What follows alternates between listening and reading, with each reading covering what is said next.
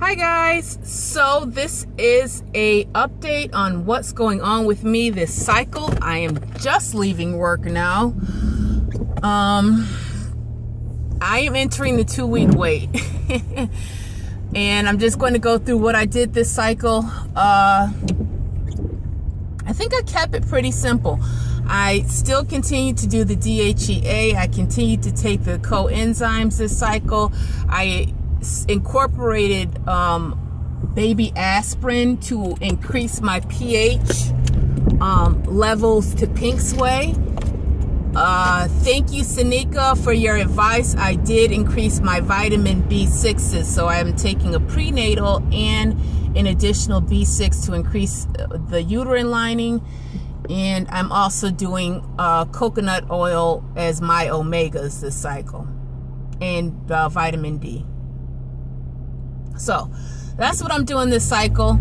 I ovulated on the 28th according to my temps and according to the OPKs and according to what I think my body was trying to do for me, like cramping and everything. So I think I ovulated on the 28th, which would have been a Monday, and we did the due on Saturday, which was good enough for me because, you know, I like my Sundays to myself. So I'm hoping that I was able to pink sway. Actually, now if this cycle doesn't work with me trying to pink sway, which is not doing the due so often and kind of spacing it out 3 days before ovulation, then I think I'm just going to be grabbing at straws and just do the due the day I ovulated and the day after, which I believe is how I conceived William, which obviously is a boy. So I would like to get pregnant soon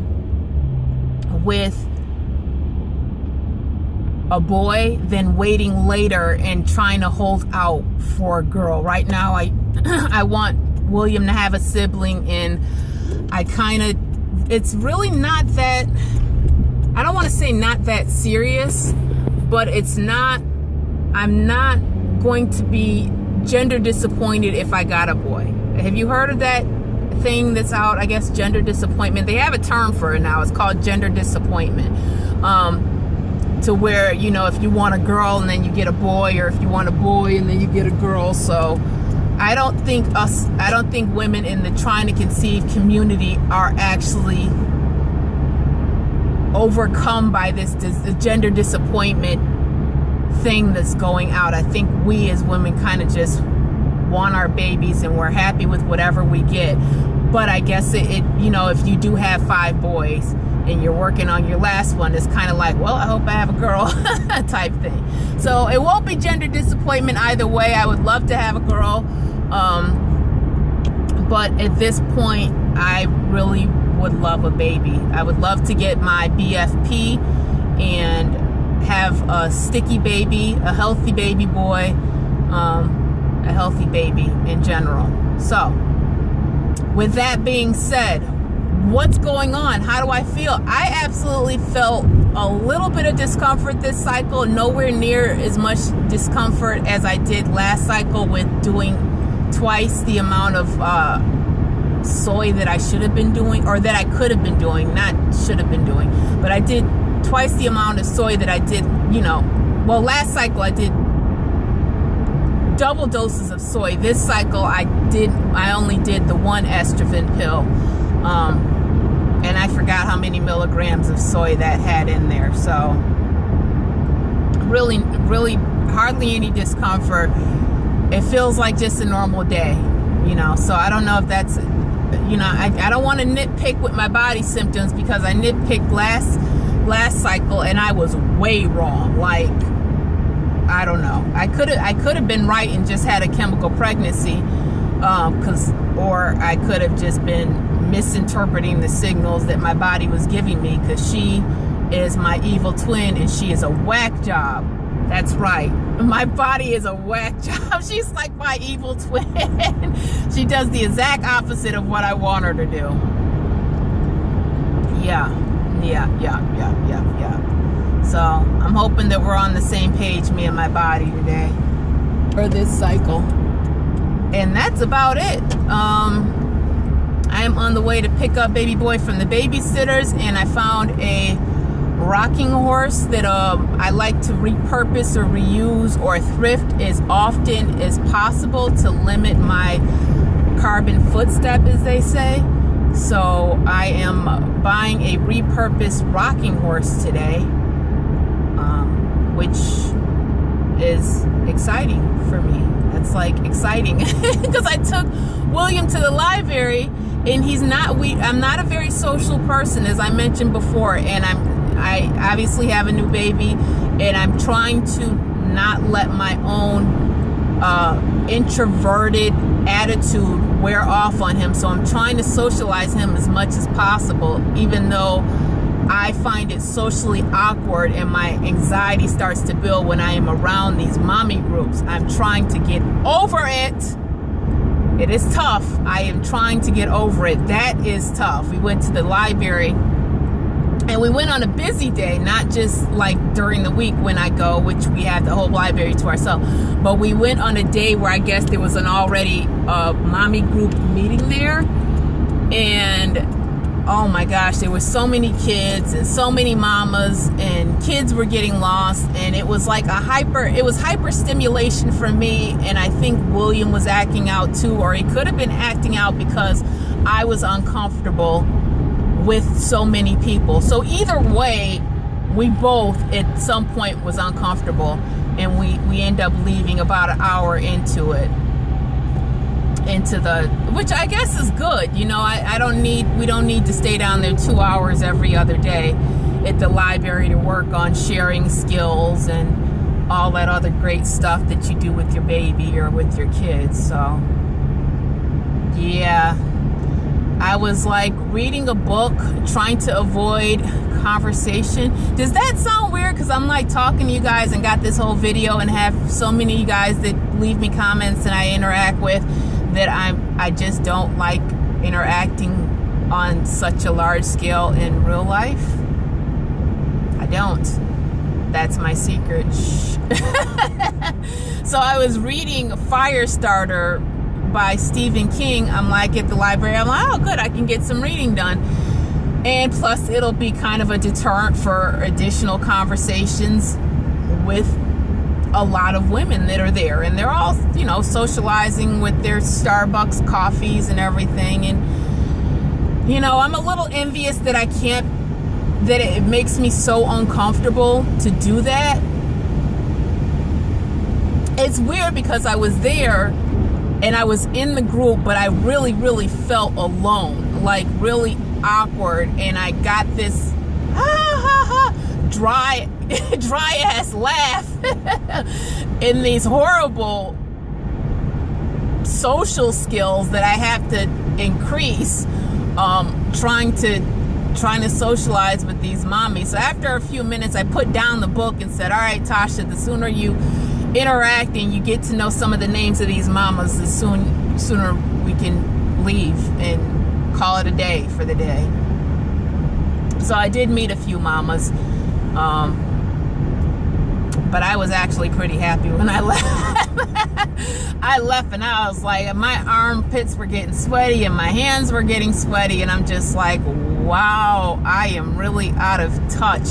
Which is another thing, like really weird, because in my job I am in customer service and human resources, so I interact with people, but I interact with small groups of people sporadically throughout my shift. So it's not a mass of people that I have to artificially interact with. It's a smaller group that I can genuinely interact with.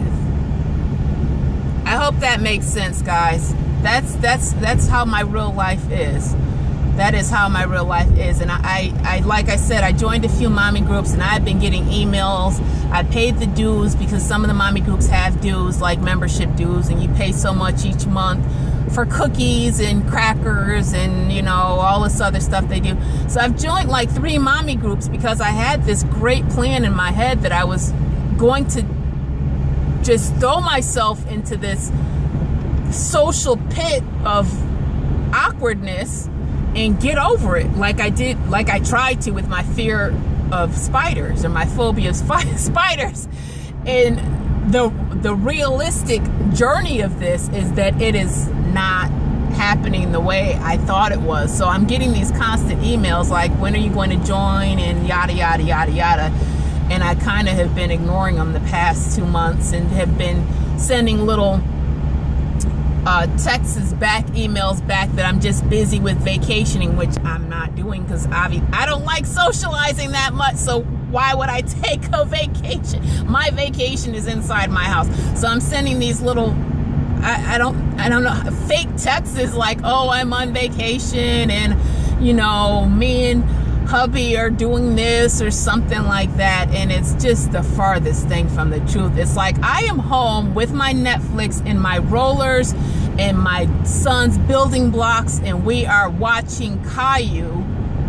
I do not feel like coming out to your silly mommy group to meet your kids right now. Yes, that's my secret. Oh my gosh. So I am going to try, that is on my list for 2018,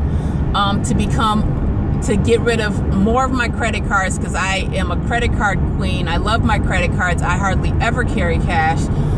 So I would like to limit my credit cards by at least half, or 75%. And I would like to break my comfort level with people without medication, because I do have anxiety medication, but I haven't been on it in a while. I'm off and on with that medication because a lot of my time has been trying to conceive.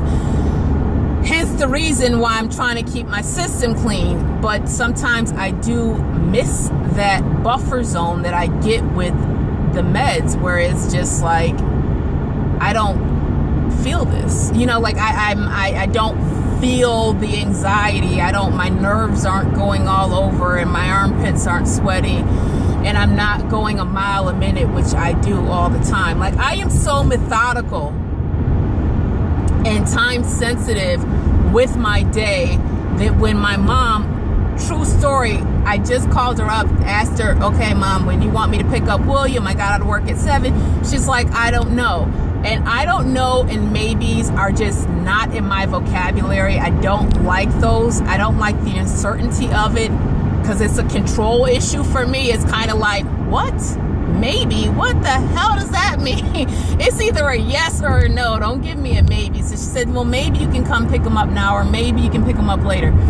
So I waited for about 15 minutes, and then I'm like, all right, Mom, I'm coming to pick them up, because I have my day literally time schedule. Like 8:30 I plan on being here, 8:45 I plan on being on the expressway going down such and such street, and 9 o'clock I plan on being home, and at 11:15 we're going to have lunch, and at 12 o'clock this boy is going to be sleeping no later than 12:30. I'll wake up at 3 and start supper. That's how my day is, which is so comfort for me. I know it sounds like ridiculous, but that is my comfort zone. And when, not like little hiccups like a traffic jam, or, you know, I'm having a bad hair day, so it takes me a few minutes, nothing like that. But when there are major changes in my life, you know, like time sensitive major changes, it puts me in like I said, a whole nother just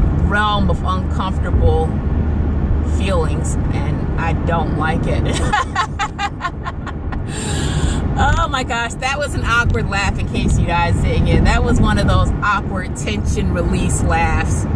So anyways, that's enough of me rambling. That is my video. That's where I'm at this cycle. I appreciate everyone calling in. Another, like I said, this is another tag for Senika. I don't care if you are using an Obama phone camera. I expect an update next week. I want an update, and I want to see pictures of the baby. So you better upload. And thanks again for your advice. And thank you to everyone else that has been encouraging me. And I'm going to tell you the same thing I tell everyone else that encourages me. If you don't stop trying to conceive, and you keep your hope alive, and you stay positive, I'm going to do the same thing, and I won't give up either. All right, guys. So that is the video for today, and I will update you as life continues.